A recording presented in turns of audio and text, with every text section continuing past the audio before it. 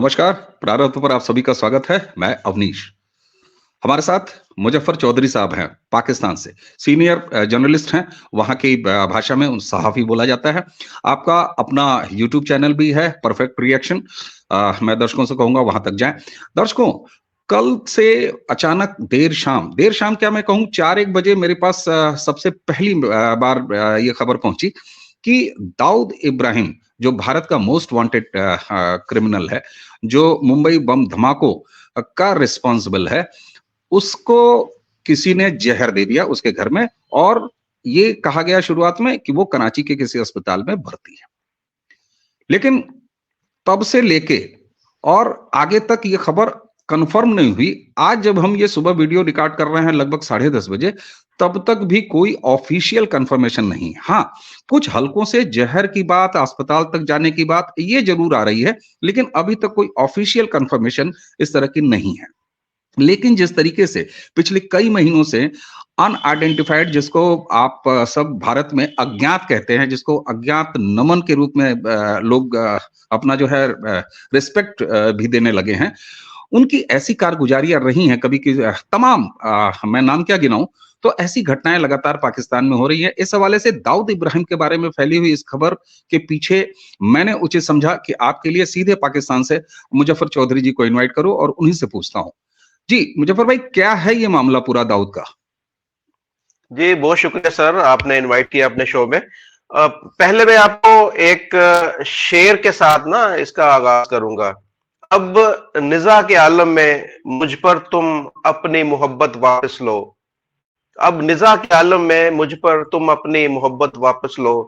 जब कश्ती डूबने लगती है तो बोझ उतारा करते हैं। इससे आपको आइडिया होना चाहिए कि पाकिस्तान के ऊपर कितना प्रेशर होगा। ये आप जो कह रहे हैं कि नामालूम अफराद जो कुछ कार्रवाइयां कर रहे हैं, जिसमें जो एंटी इंडियन एलिमेंट्स थे, जितने भी लोग थे जो कि इसमें काम कर रहे हैं, उनको आहिस्ता आहिस्ता से खत्म किया जा रहा है। तो हमें जो मैं मेरी अपनी थिंकिंग है, अभी हम इस खबर पे बाद में आते हैं। मुझे ये लगता है कि पाकिस्तान जो सऊदी अरब और जो हमारी मिडिल ईस्ट गल्फ के अंदर जो पाकिस्तान चाह रहा है कि मुझे इन्वेस्टमेंट मिले, तो उसमें हमें ये कुछ अरसा पहले सुनने में ये आया था कि मोहम्मद बिन सलमान ने पाकिस्तान से कुछ डिमांड्स की हैं और वो डिमांड्स इंडिया से रिलेटेड ही है। तो मुझे ये लगता है कि उन जो डिमांड थी इंडिया की, उसमें से एक डिमांड ये दाऊद इब्राहिम की डिमांड भी होगी। इसके साथ हाफिज सईद और साजिद में इस तरह के दूसरे लोग जो आपको जिनके बारे में आपको खबरें मिलती हैं, लेकिन वो बाद में कंफर्म नहीं होती। मजे की बात ये है कि वो चीजें कंफर्म नहीं होती, बाद में पता चलता है कि हाँ इस तरह हुआ उस तरह हुआ। तो ये खबर भी अभी तक तो ये रूमर्स ही है या ये अफवाह ही है। मैं आपको ये बताऊं कि कुछ अर्सा पहले मेरे एक दोस्त है, उन्होंने मुझे बताया था कि दाऊद इब्राहिम जो है वो ज्यादातर वक्त जो है वो मक्का के अंदर गुजारते हैं। तो मक्का के अंदर उन्होंने घर भी लिया हुआ है और वो उन्हें भी पता चल गया था कि मेरे पीछे अब जो कुछ एजेंसीज हैं वो ऐसी लग चुकी हैं कि जिससे मेरी जान जो है वो अब बचना मुश्किल है। तो अपने आप को महफूज समझ रहे थे कि मैं मक्का के अंदर रहूंगा तो वहां पर कोई इस तरह की एजेंसीज या इस तरह के लोग नहीं वहां पर पहुंच पाएंगे। तो ये जो खबर एक गर्दिश कर रही है कराची के अंदर, तो हो सकता है क्योंकि उनका घर एक कराची के अंदर भी है, उनकी फैमिली भी वहां पर है। आपको पता होगा कि उनकी बेटी जो है वो जावेद मियादाद के घर है, उनके बेटे के घर उसकी शादी हुई है। तो उस सिलसिले में वो आए होंगे या कुछ ऐसे मामला होंगे कि ये इस तरह का वाकया हुआ, क्योंकि जिन्होंने काम करना होता है वो फिर रास्ते ढूंढ लेते हैं। तो मुझे जो आप बात कर रहे हैं कि नाम मालूम अफराद और जो ये इस तरह के वाकयात पिछले 3 से 4 माह से, जब से मोहम्मद बिन सलमान पाकिस्तान के विजिट पर नहीं आए और इंडिया चले गए, हालांकि पाकिस्तान का विजिट उनका शेड्यूल था, यहाँ पर उनके इस्तकबाल की तैयारियां भी हो रही थी। तो इसके पीछे मुझे जाती तौर पर यह लगता है कि इसके पीछे वही मुहरकात है और पाकिस्तान को कहा गया है कि आप जो इस तरह के लोग हैं जिनको आपने पीछे इस्तेमाल किया या जो आपके सरजमीन के ऊपर बैठे हैं और इस तरह की कार्रवाइयां कर रहे हैं इंडिया के अंदर या दीगर जो ममालिक हैं उनके अंदर, उनको आप कंट्रोल करें या उनको आप खत्म करें। तो ये उसी एक इकदाम की, उसी एक कदम की मुझे कड़ी लगती है। और इसमें कोई हैरत वाली बात नहीं, अगर इस तरह का वाकया हो गया है, उनको जहर दी गई है, अगर वो इस दुनिया से जा चुके हैं, तो इसमें कोई हैरत वाली बात नहीं, क्योंकि पाकिस्तान अब उस पॉलिसी पे है कि जहां पर आपको पता है कि एफएटीएफ की तरफ से पाकिस्तान को ग्रे लिस्ट में या ब्लैक लिस्ट करने की बातें हो रही हैं।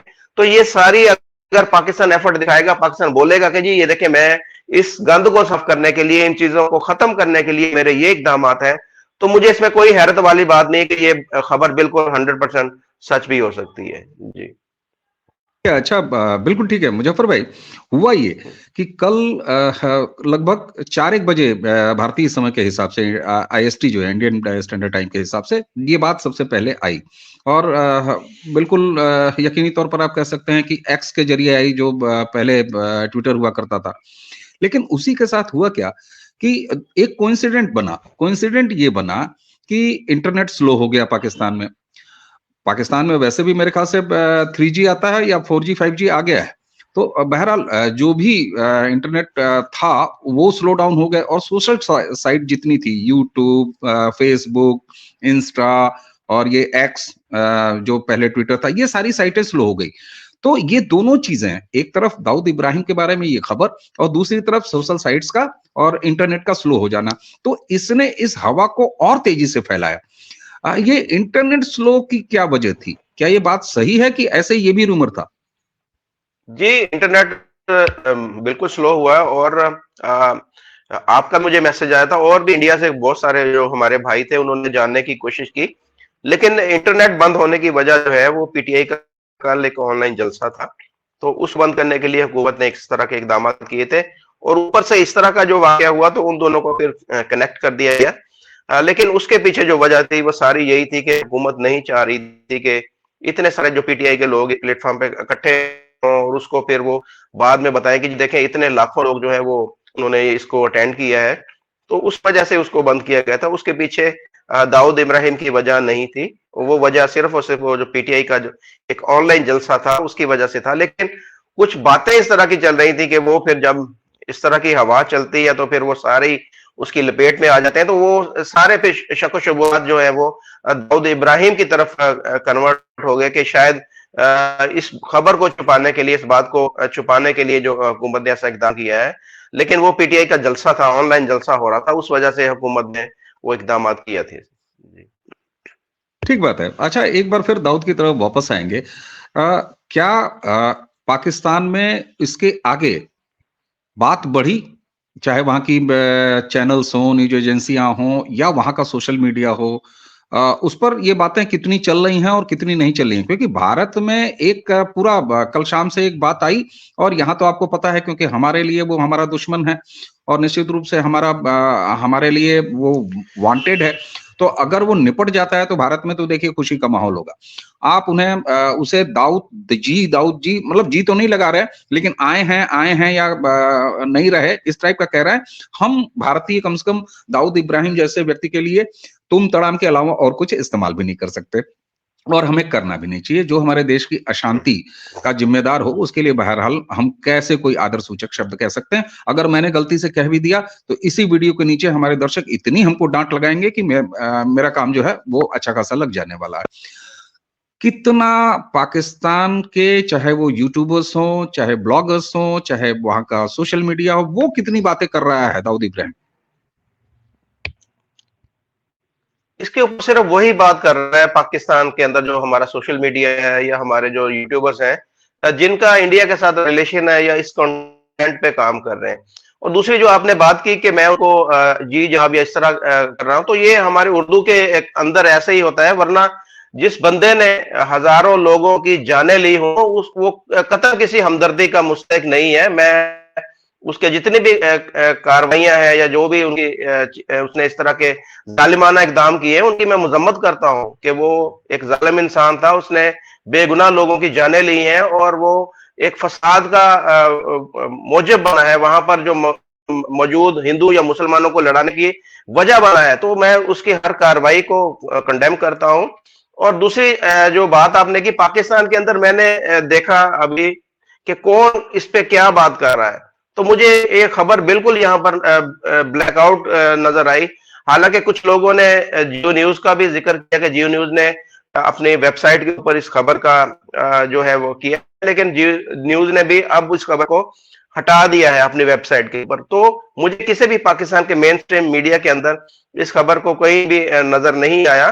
तो ये सारी चीजें पाकिस्तान के अंदर बिल्कुल ही इस चीज को इग्नोर किया गया है। अगर ये इस तरह का वाकया हुआ भी है तो पाकिस्तान इस चीज को बिल्कुल ही दबा के उसने रख दिया है और कोई इसकी हवा नहीं लगने दी किसी को भी। ठीक बात है। अच्छा, ये जो अनआइडेंटिफाइड यानी हमारे यहाँ हिंदी में जिसे अज्ञात कहा जा रहा है, इस तरह के जो लगातार कहीं जहर दे के मार देना, जेल के अंदर जहर दे के मार देना, स्ट्रीट पे जो है वो अननोन आते हैं गनमैन और मार के चले जाते हैं भारत के दुश्मनों को, एक पूरी लंबी फहरिस्त है।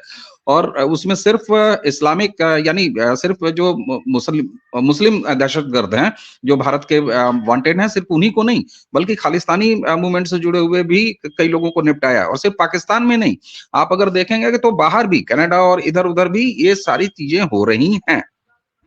आपने जो एक बात कही थी ना शुरू में, मैं अब इसको कंक्लूड करने के लिए आपकी ही एक बात जो शुरुआत में आपने कहा, जिस पे आपने वो शेर पढ़ा, वो बड़ा महत्वपूर्ण है कि जब काम निकल गया तो फिर निपटाए। अच्छा, ऐसे लोगों का हाल हवाल भी यही होता है, जो भी क्रिमिनल्स होते हैं, क्राइम से जुड़े हुए लोग होते हैं, उनके लोग ही। गैंगवार शब्द आखिर आया कहां से है? जरूरत खत्म, आदमी खत्म, ये भी कहा जाता है। तो क्या पाकिस्तान अब इस तरीकेकार पर उतर आया है कि जहां उसे अपनी इकोनॉमी, अपने रोज के आटे, अपने रोज के चावल, अपने रोज के दाल, आईएमएफ से कर्जे और उसको जो है ब्लैक लिस्ट में ना होने के लिए ये सारी चीजें भी करेगा? बिल्कुल, आपका बहुत ही वैलिड और अच्छा सवाल है। देखिए, पाकिस्तान के पास इस वक्त है कि पाकिस्तान को अपनी इस वक्त सर्वाइवल की जंग लड़ रहा है।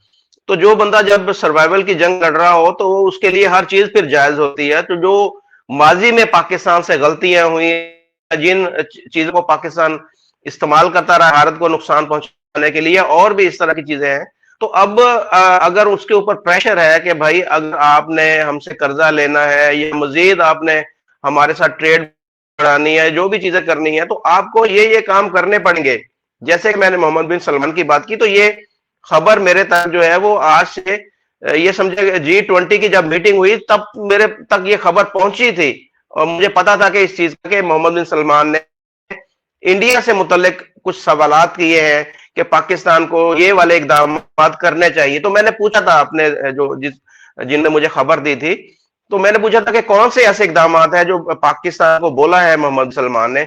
वो कहता था कि आपको आने वाले चंद दिनों में ये सारी चीजें पता चल जाएंगी, आहिस्ता आहिस्ता आपको पता चलेगा कि पाकिस्तान के अंदर इंडिया के खिलाफ जो होने वाले इकदाम हैं उनको कैसे खत्म किया जा रहा है। तो अब जब मैं इस तरह का वाकया जब भी मैं देखता हूं कि पाकिस्तान के अंदर कोई भी एंटी इंडियन कोई शख्स मारा जाता है और पता नहीं चलता कि इसके पीछे कौन है, तो मुझे फौरन उनकी बात क्लिक करती कि ये देखें जी, ये मोहम्मद बिन सलमान ने, ये जाहिर बात है ये इंडिया ने डिमांड रखी होगी पहले मोहम्मद बिन सलमान के सामने कि आप पाकिस्तान को इस चीज पर मजबूर करें। तो जाहिर फिर तभी मोहम्मद बिन सलमान ने, जो पाकिस्तान बोलता है कि जी वो 100 बिलियन की यहाँ पर इन्वेस्टमेंट करने जा रहा है, अभी हाल ही में एक मुआहदा भी हुआ उनकी अरामको कंपनी के साथ, तो उसके पीछे यही चीजें मुझे नजर आ रही है, यही मुहरकत नजर आ रही है कि ये एक प्रेशर है जो अमेरिका की तरफ से, सऊदी अरब की तरफ से, और जो पाकिस्तान जिनको अपने दोस्त ममालिक बोलता है कि जो मुश्किल वक्त में उसके साथ आते हैं, काम आते हैं, तो वही पाकिस्तान को मजबूर कर रहे हैं कि भाई अब आप जो है अपने आप को सीधा कर लो, सही कर लो, इन कामों से बाहर आ जाओ, इनमें कुछ नहीं रखा। तो पाकिस्तान अब आज ये इस तरह के काम कर रहा है, तो मुझे एक पॉजिटिव चीज नजर आ रही है कि पाकिस्तान चले, देर आए दुरुस्त आए। अब आज ही अगर पाकिस्तान उन लोगों से अपनी जान छुड़वा ले कि जिन्होंने बहुत नुकसान पहुंचाया दोनों मुल्कों के ताल्लुकात को, भारत के लोगों की बेगुनाहों की जानें दी हैं, यहाँ भी बहुत सारे मसले पैदा हुए, तो मैं समझता हूँ कि ये एक अच्छा इकदाम है। अगर इन लोगों से अगर आज भी हमारी स्टेट जान छुड़ा रही है तो मैं इसको वेलकम कहता हूँ। चलिए, ठीक है। आपने एक जुमला कहा कि देर आए दुरुस्त आए, तो हम दाऊद के बारे में जो ये खबर फैल रही है, अगर ये भी थोड़ी देर से कंफर्म हो, आज दिन के दोपहर तक, शाम तक कंफर्म हो कि नहीं रहा दाऊद, भारत का जो दुश्मन था, भारत का जो मोस्ट वांटेड आतंकी था, अगर वो नहीं रहा तो ये दुरुस्तगी की बात होगी। मैं तो कहता हूं कि आधी रात को तक आए, कोई दिक्कत नहीं है, अरे कल आए, परसों आए, लेकिन दाऊद नहीं रहा। ऐसी खबर आए तो भारत और हर भारतीय और भारत का शुभचिंतक जो भी वेल विशर होगा वो खुश होगा, उसे संतोष होगा। मुजफ्फर भाई, आपने इतनी शॉर्ट कॉल पे हमारे साथ वीडियो के लिए समय निकाला, आपका बहुत बहुत धन्यवाद। और दर्शकों, तो ये था कुल हमने जरूरी समझा प्रारंभ के इस मंच पर कि ऐसे ही कोई बातों की जुगाली न की जाए। अगर दाऊद के बारे में ये खबर पड़ोसी पाकिस्तान से आई है तो मुजफ्फर भाई पाकिस्तान से आते हैं, उनको ही बैठा के जरा पूछ लिया जाए कि आपके यहाँ ऐसा क्या है। तो हमें उम्मीद है कि जैसा मैंने कहा कि देर ही सही दुरुस्त खबर आए, जब भी आए, लेकिन फिलहाल अभी तक ऑफिशियल कोई कंफर्मेशन नहीं है। ये बात है। इंटरनेट स्लो होने की जो बात है, जिसको कि दाऊद के साथ जोड़ के देखा जा रहा था, वो बात भी दूसरी है। वहां पर क्या है कि पीटीआई का ऑनलाइन जलसा यानी नेट आधारित जलसा चल रहा था, साइबर जलसा चल रहा था, उसको स्लो डाउन करने के लिए वहां की एस्टेब्लिशमेंट सरकार जो भी है उसने स्लो किया था। बहरहाल ये दोनों चीजें एक साथ मिल गई, इसलिए कोइंसिडेंट ऐसा बना कि इस रफ्तार खबर ने और रफ्तार पकड़ लिया। लेकिन एक बात जरूर कहूंगा मुजफ्फर भाई आपसे भी कि अगर धुआं कहीं से उठता है तो फिर नीचे कुछ ना कुछ होता है। तो देखते हैं वो नीचे क्या है, कैसे है। अच्छा, चूंकि एक पूरा ट्रेंड है ना कि और पाकिस्तान की तरफ से ना एस्टेब्लिशमेंट ने ना किसी ऑफिशियल क्रेडिबल सोर्स ने इन तमाम अनआइडेंटिफाइड लोगों द्वारा हुई मौतों के बारे में कभी मुंह नहीं खोला है। तो हमें यकीन है कि दाऊद के बारे में भी वो ऐसा कुछ नहीं खोलेंगे, खुलेगा जब खुलना होगा। मुजफ्फर भाई, आपको बहुत बहुत धन्यवाद। और दर्शकों, आप सभी को लेते नमस्कार करते हुए आपसे लेते हैं विदा।